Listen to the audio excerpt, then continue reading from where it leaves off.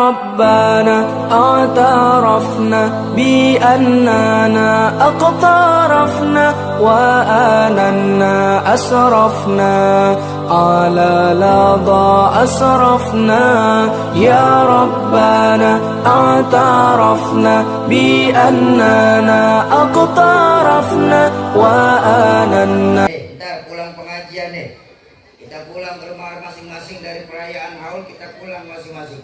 Sampai rumah perut baru terasa perih, lapar. Masuk ke dapur, ikan tinggal atu-atunya di atas meja.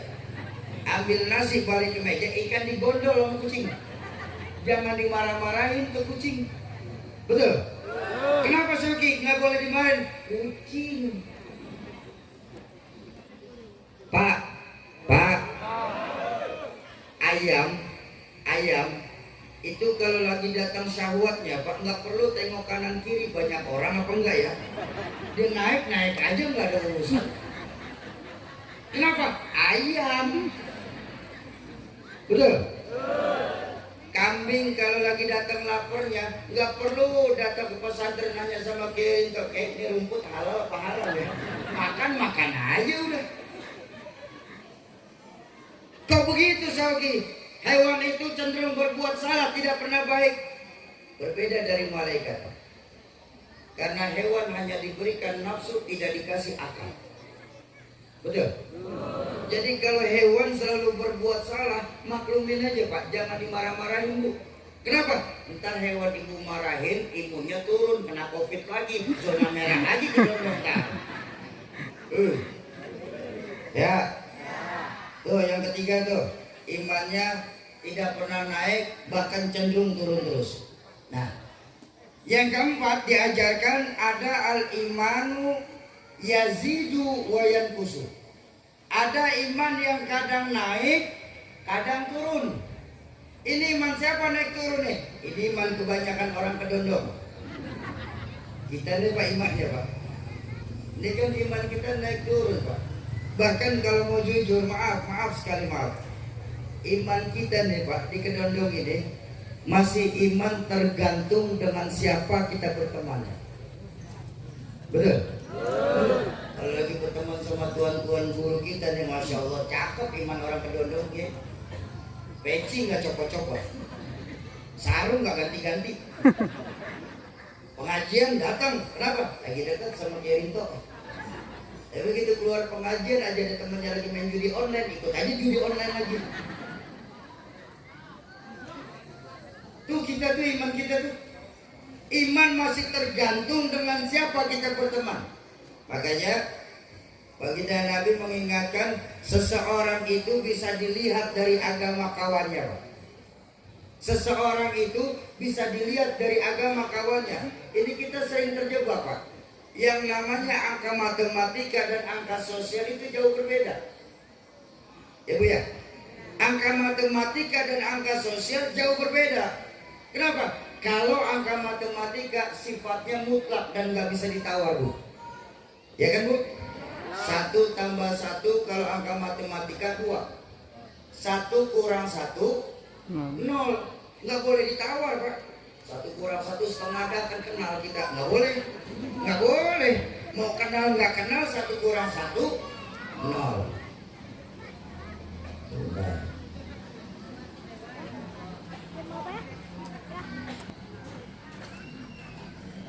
Tapi kalau kita bertemu dengan angka sosial Pak naik turun Pak.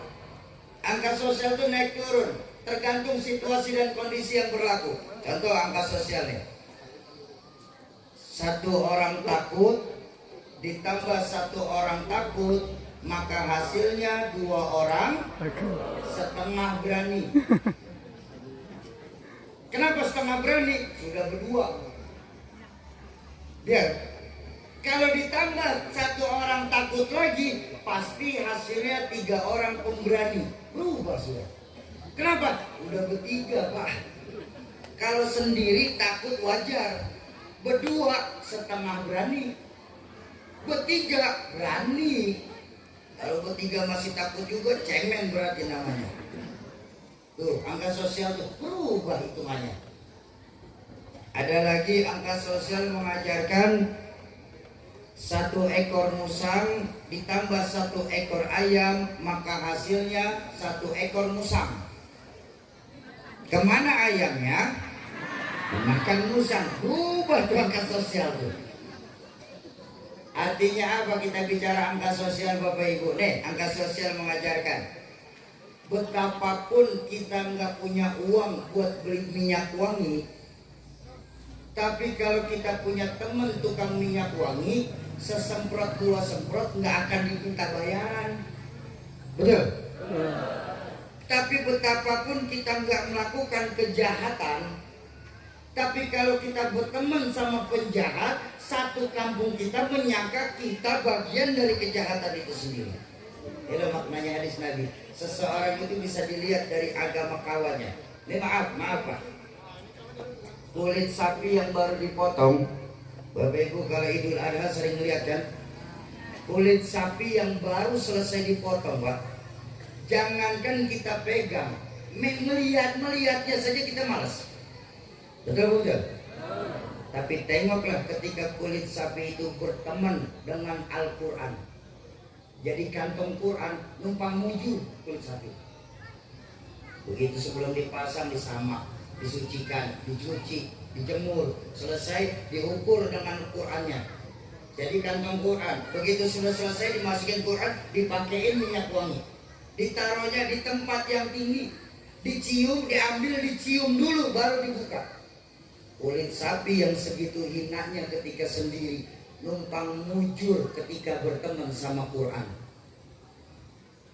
Coba kalau kulit sapi bertemannya sama kayu, jadi beduk. Allahu Akbar. Lain lagi ceritanya Pak. Yang berteman sama Quran numpang mujur, ikut diciumin, ikut dipakein parfum. Yang berteman sama kayu karena jadi beduk, orang lain tengah malam masih pada tidur, dia udah dikemplangin duluan. Tuh makanya nih hati-hati nih. Ini cuma salah milih teman doang nih. Makanya saya punya orang tua Rahmatul Abror Izzuddin MZ pernah ngingetin begini, carilah kawan yang bisa membuat kita benar, bukan yang selalu membenarkan perbuatan kita. Saya ulang, carilah kawan yang bisa membuat kita benar, bukan yang selalu membenarkan perbuatan kita. Ya, tuh iman kita naik turun Pak. Tapi wajar, karena guru saya mengajarkan manusia ini sebagai sosok yang komplit dan kompleks. Selain diberikan akal, kan kita di kedondong ini dikasih nafsu. Betul? Bapak Ibu maaf, kalau saja kita sadar, kan sebenarnya cuma 2 perkara ini yang selalu bertengkar di dalam diri kita. Akal, nafsu, iya tidak, benar salah, hak batil, halal haram. Betul? 2 perkara ini saja yang selalu bertengkar dalam diri kita Pak.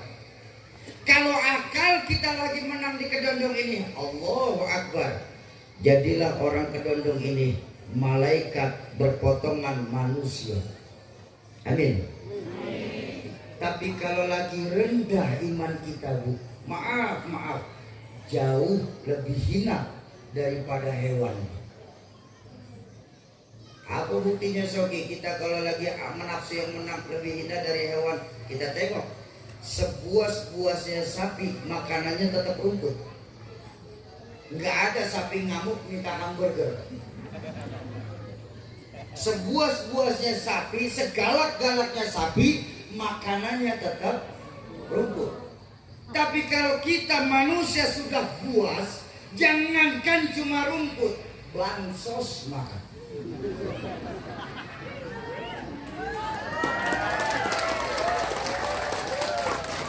APBD disunat.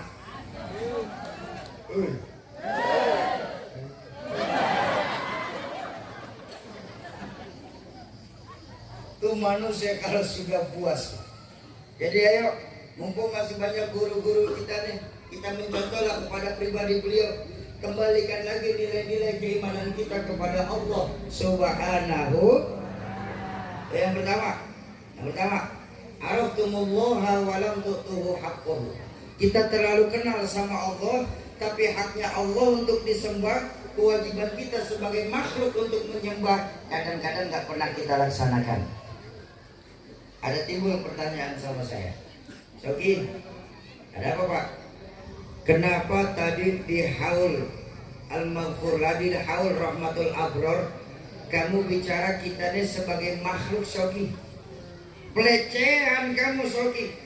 Kita nih manusia kan dapat julukan hamba, Soki. Oh maaf Bapak Ibu, maaf. Saya mau bilang, boleh saya bilang?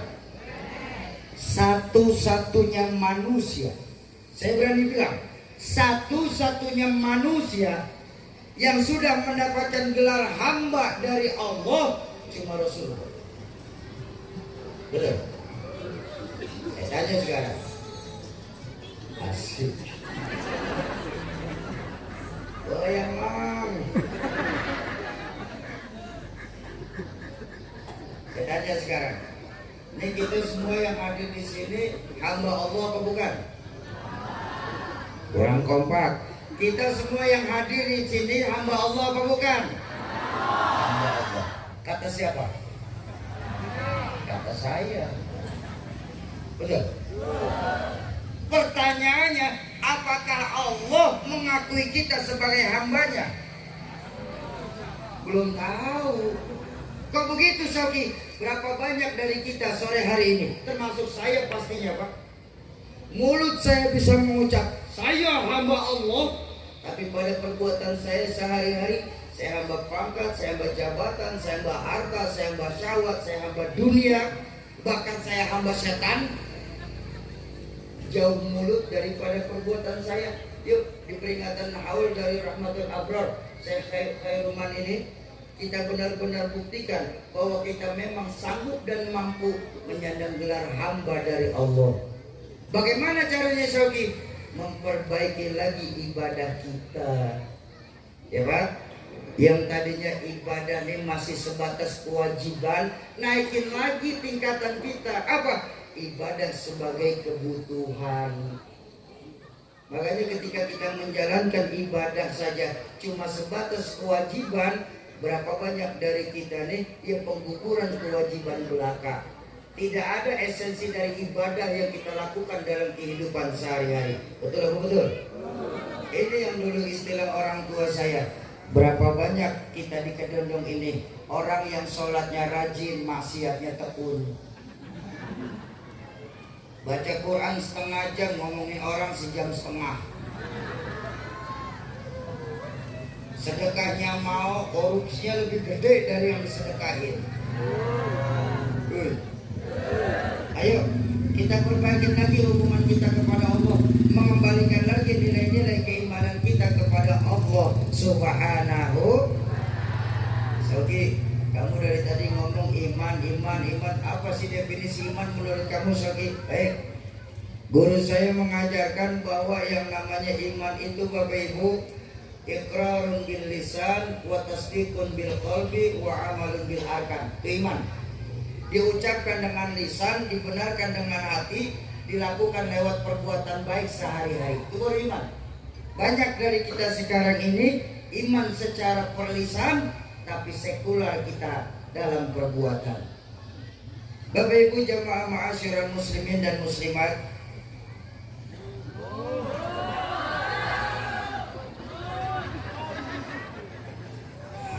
lanjut undang apa kontrak nih? Oke, ngaku ya.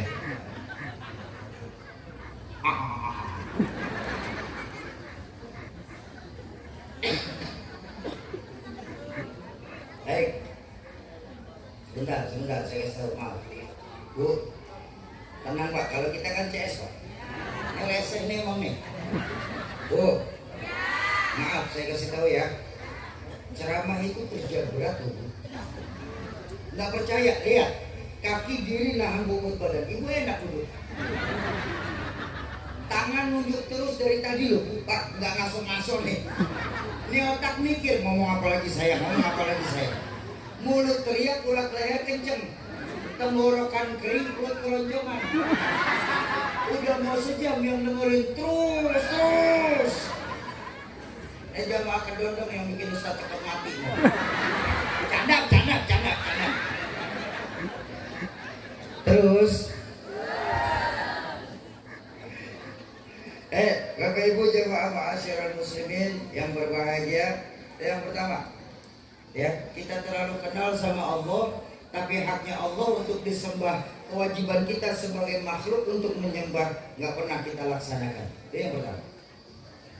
Yang kedua, yang menyebabkan hati kita mati apa? Qara'tumul Qur'an wala ta'maluha. Kita baca tuh Al-Quran, tapi kita tidak pernah mengamalkan apa yang diperintahkan Al-Quran kepada kita. Nah, atas dasar itu Bapak Ibu, kami datang ke tempat mulia ini mempunyai visi untuk mengumpulkan donasi 1 juta mushaf Al-Quran, yang tujuannya untuk menghidupkan kembali Al-Quran, khususnya di Kalimantan Barat tercinta kita. Maaf ya, saya punya seorang guru, Al-Mukarram Kiai Syarif Rahmat. Beliau salah seorang pengajar di PT IKI Jakarta, Perguruan Tinggi Ilmu Quran. Yang santri hufaz beliau alhamdulillah sudah tersebar dari Aceh sampai ke Papua. Satu hari beliau bikin semacam penelitian tentang kehidupan Al-Quran di negara yang katanya mayoritas Islam. Apa yang beliau dapat dari hasil penelitiannya? Dari penelitian guru saya, Mukarram Kiai Syarif Rahmat, ternyata Pak, dari 100% penduduk Islam yang ada di Indonesia ini Pak, tidak lebih hanya 52% saja yang bisa membaca Al-Quran. Artinya lebih dari 40% penduduk Islam di Indonesia masih buta huruf hijaiyah. Dan ini tanggung jawab kita sebagai umat Islam untuk menolong saudara-saudara kita muslim lainnya. Betul? Tapi dari 52% yang hanya bisa membaca Al-Quran, angkanya mengecil lagi Pak. Hingga cuma 30% saja penduduk Islam di Indonesia yang bisa membaca Al-Quran secara tartil. Memangnya harus baca Al-Quran pakai tartil, Soki? Harus. Kok begitu? Karena Al-Quran sendiri memerintahkan kepada kita, warattil Qur'ana tartila. Baca Al-Quran secara tartil. Artinya tartil apa? Tepat tajwidnya, fasih makhrajul hurufnya. Betul? Kenapa? Karena memang bahasa Arab sangat berbeda dengan bahasa-bahasa negara lain Pak. Dalam bahasa Arab Bu, salah pengucapan bisa mengakibatkan kita salah pengertian. Contoh, bahasa Arab nih. Asyhadu dengan asadu itu artinya sangat jauh berbeda. Kalau asyhadu, saya bersaksi. Tapi asadu, singa sebutannya. Tuh, beda tuh Pak. Contoh lagi. Nama saya yang diberikan orang tua saya adalah Syauqi, menggunakan huruf shin domir dari syauq yang punya arti kerinduan. Tapi ketika tadi Ibu MC manggil saya Al-Mukarram Ustadz Syauqi menggunakan huruf shin, berbeda artinya lagi, jadi apa? Pasar. Suq, pasar. Pun ketika ada orang yang manggil saya Tauqi menggunakan huruf ta, tuh, beda lagi artinya. Apa? Duri. Itu baru 2 kosakata dalam bahasa Arab Pak. Apalagi ketika kita membaca Al-Quran. Lagi maaf. Sekarang ini kan metode pembelajaran anak-anak kita berbeda belajar Qurannya dengan kita kecil dulu. Berasa apa enggak? Minta habisan minik mah ya. Saya dulu lagi kecil belajar Al-Quran sama Umi sama kakek saya. Metode yang diterapkan sama beliau adalah Baghdadi. Dalam metode Baghdadi itu ada beberapa tingkatan. Pertama, pengenalan huruf hijaiyah. Alif, ba, ta, jim sampai ya. Ya.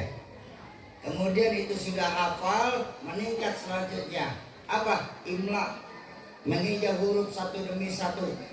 Alif fathah, a, alif kasroh, i, alif domah, u, a, i, u. Mim fathah, mata fathah, mak mim domah, mu, matamu. Tuh.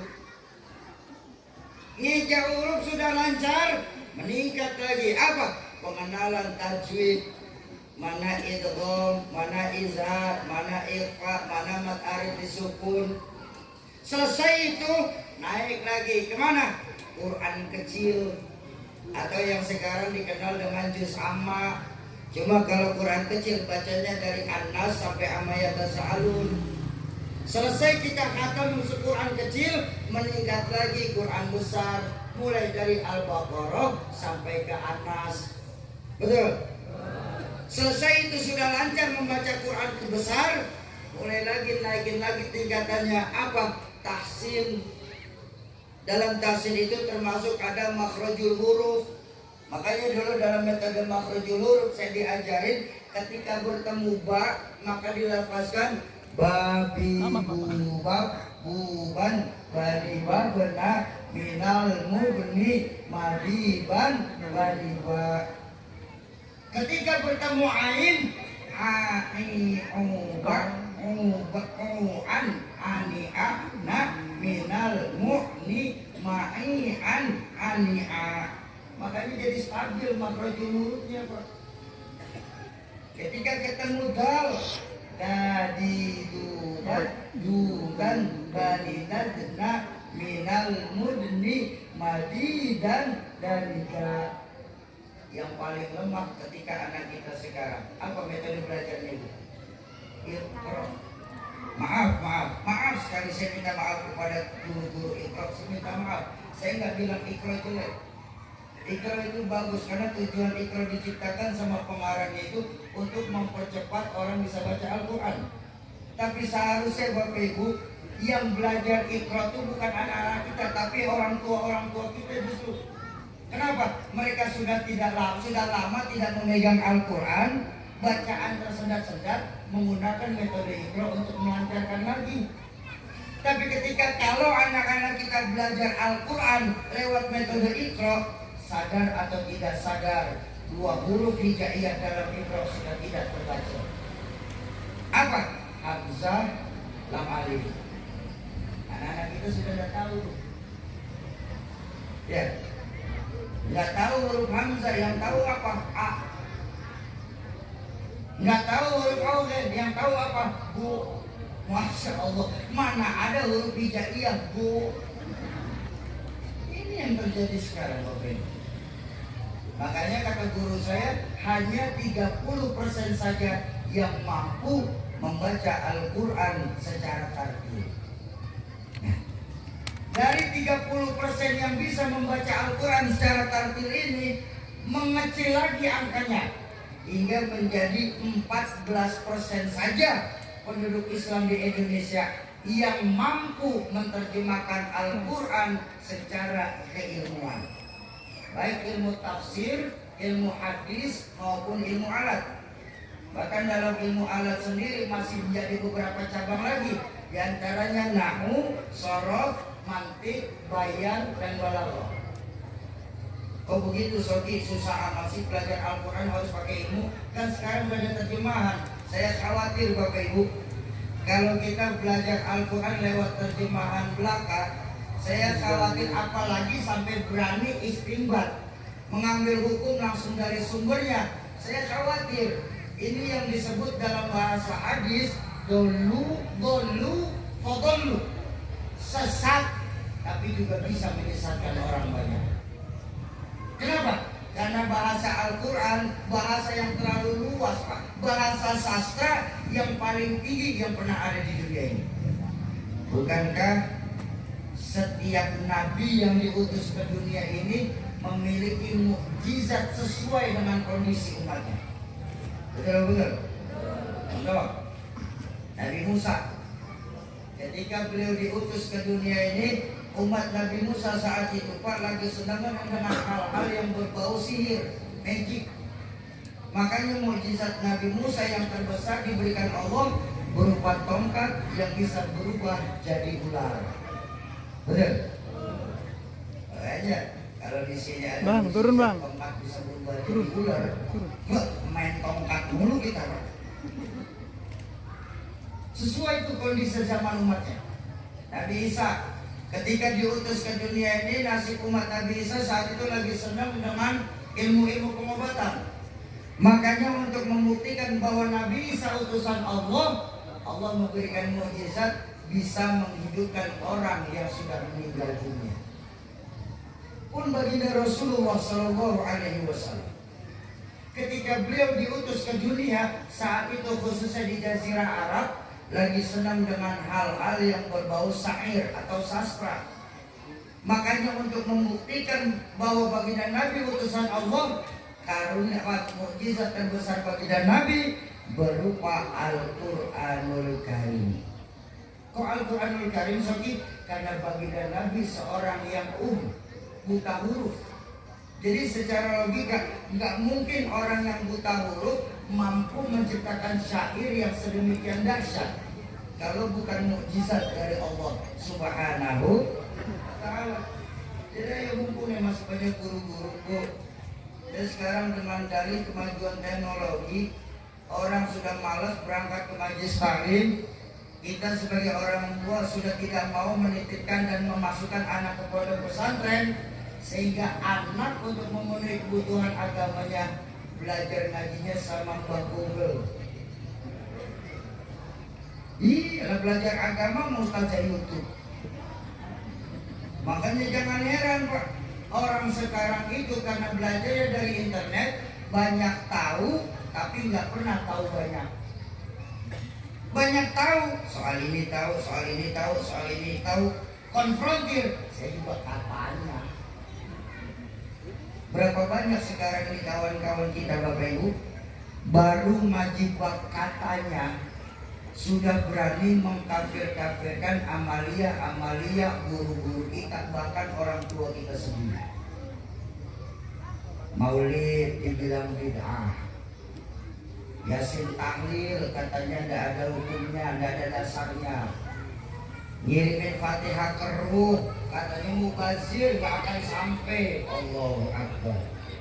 Saya sampai ditanya Pak, maaf, saya sampai ditanya sama saudara-saudara saya itu di Jakarta, Sauki, apa Bang? Memangnya ruh dibacain Fatihah pahalanya sampai? Saya bilang Bang, 2021 masih mikirin ruh dibacain Fatihah aja sih Bang. Cari yang kerenan dikit. Udah Sauki, jawab aja. Kalau mau tahu jawaban saya, tahu. Sampai Bang. Sampai. Apa buktinya? Tuh, Abang tadi minta jawaban, sekarang minta bukti. Mau Abang apa sebenarnya? Ya pokoknya kan kita dulu harus ada pembuktian. Ya sudah, mau bukti? Ya apa buktinya Soki? Sampai sekarang turun nggak pulang-pulang lagi. Itu kan bagian dari bukti. Kalau nggak nyampe pulang aja turun minta. Jangankan cuma Fatihah yang nggak kelihatan, surat aja yang kelihatan kalau salah alamat balik lagi ke tempat alamat awal.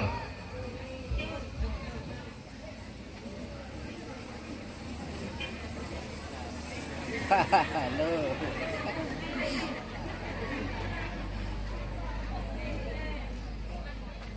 Oh, nggak bisa begitu Sauki. Kenapa memang Bang?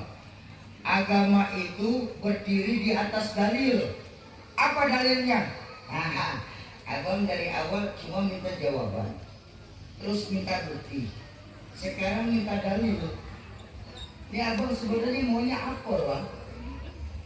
Sudah Islam kan berdiri di atas dalil Sauki. Saya bilang, Bang, kalau saya keluarin dalil saya, Abang karena nggak suka sama saya, Abang bakal matahin dalil saya pakai dalil Abang. Itu memang sudah Abang siapin. Akhirnya kita jadi perang dalil nantinya Bang. Kalau ikhtilaf kita perbesar, saya bilang Bang, sampai kiamat pun nggak akan selesai ikhtilaf ini. Makanya ketika bertemu dengan ikhtilaf, Al-Quran sudah mengambil jalan tengah. Apa? Lana a'maluna walakum. Selesai kan urusan dewasa kita. Betul. Saya bilang Perbedaan itu memang rahmah selama tidak untuk diperbesar. Oh nggak bisa begitu Sogi, pokoknya pakai dalil. Ya sudah, gini aja kan. Daripada saya perang dalil sama abang semua. Sekarang gini, abang mati duluan aja. Nanti saya kirimin Fatihah. Kalau nggak nyampe balik kasih tahu saya. Dia nggak mau. Ini kan sekarang begitu Pak modelnya, nyasin tahlil katanya kagak boleh. Allahu Akbar. Makanya berapa banyak sekarang masjid dan siroki tadi sekarang udah mulai sepi dari yasin tahlil. Kita lupa idza mata ibnu Adam in qata'a amaluhu ila tarakin. Kalau anak cucu Adam meninggal dunia terputus semua amalnya kecuali 3. Apa? Ilmu yanfa, shadaqatan jariyah, wa waladun shalih ayatullah. Di pagi hari ini sore hari ini kita menyaksikan 3 yang ditinggalkan dari Al-Maghfurah Rahmatul Abror Syekh Khairul. Ilmu yanfa, ilmu yang bermanfaat. Ini sampai sekarang pondok pesantren Darul Ulum masih berkembang.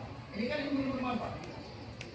Terus apa? Shadaqatan jariyah. Kita lihat dengan hadirnya kayak begini kan sudah pasti beliau bersedekah di mana-mana tinggalnya.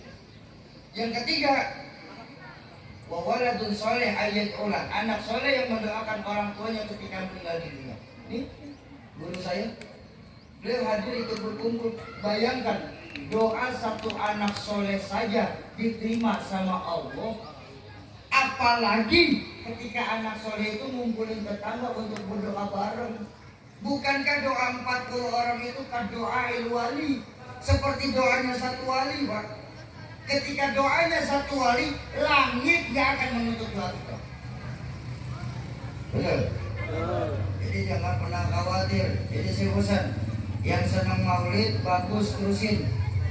Yang nggak senang ya sudah diam-diam saja. Jangan pakai ngata-ngatain yang bikin maulid masuk neraka. Ya, yang mabuk masih banyak Bang di kebun sawit. Ngapain yang maulid dilarang-larang? Ayo dalam berdakwah kita cari persamaan, jangan pernah memperbesar perbedaan. Setuju? Bapak-bapak dan ibu-ibu jamaah ma'asyiral muslimin dan muslimat, para calon penghuni surganya Allah. Amin. Allah Subhanahu wa taala. Sore hari ini saya ingin mengajak Bapak Ibu sekalian. Sore hari ini saya membawakan ke hadapan Bapak Ibu.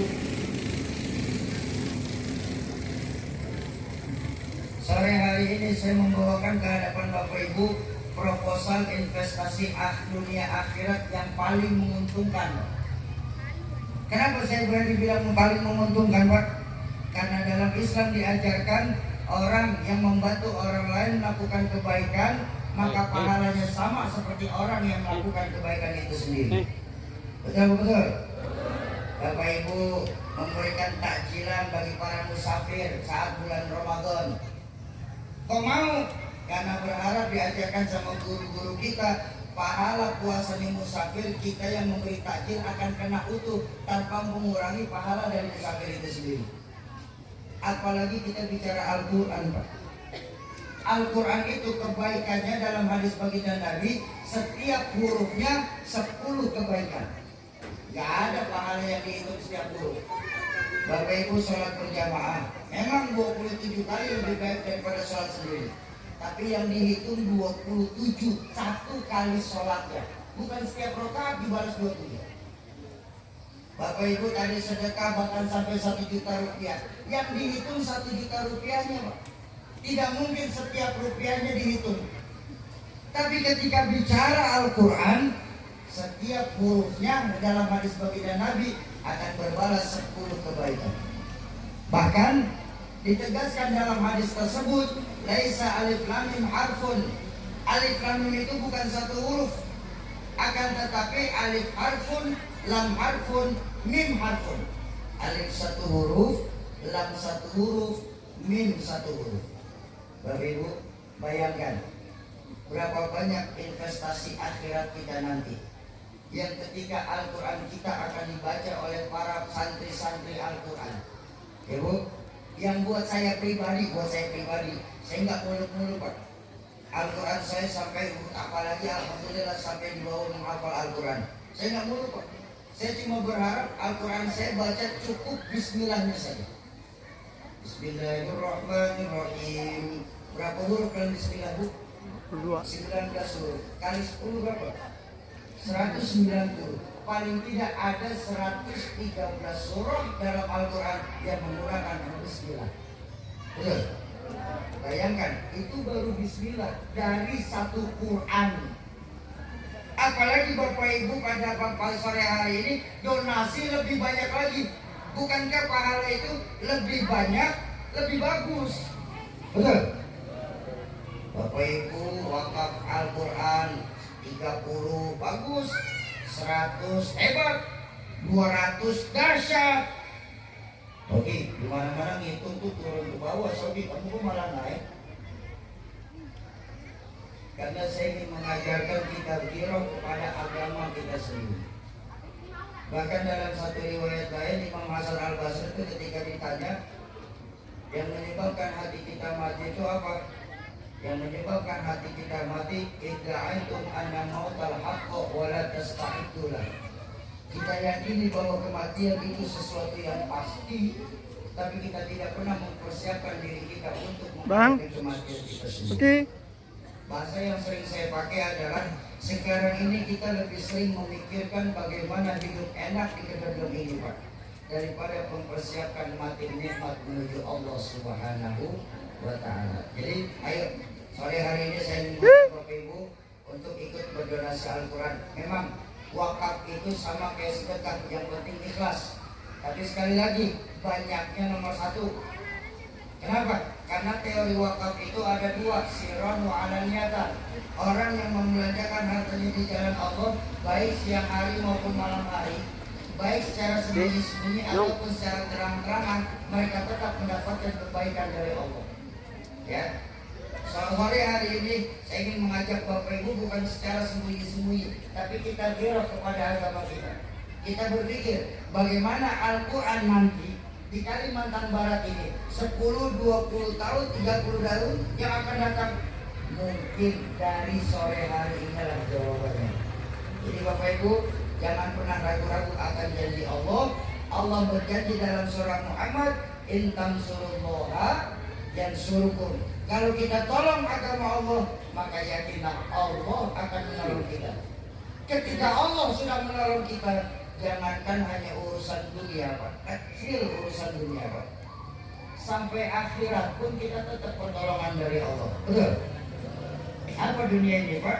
Kullu man 'alaiha fan wa yabqa wajhu rabbika dzul jalali wal ikram. Semua ini hanya kefanaan belaka.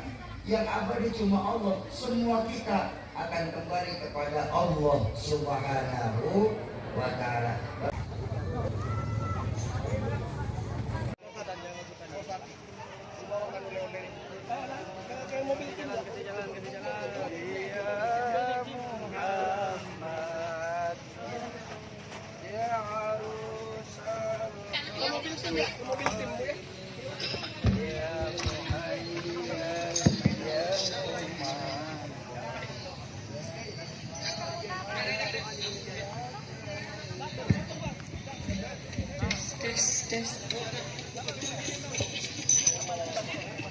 Sallu ala Nabi Muhammad.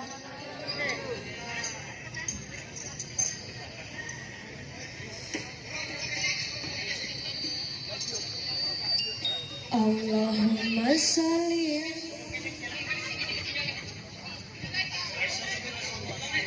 Yang merasa kunci motornya kehilangan siapa? Monggo di merapat di grup sekaten. Gantungan boneka.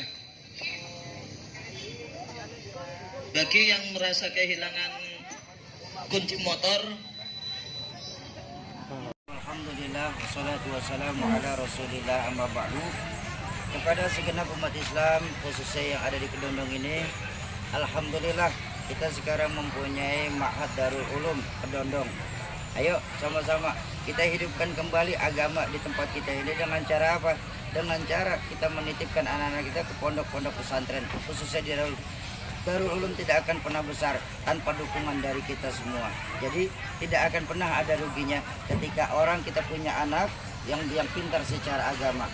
Betapa saat ini kita lebih sering memikirkan bagaimana hidup enak, tapi lupa mempersiapkan menamati nikmat.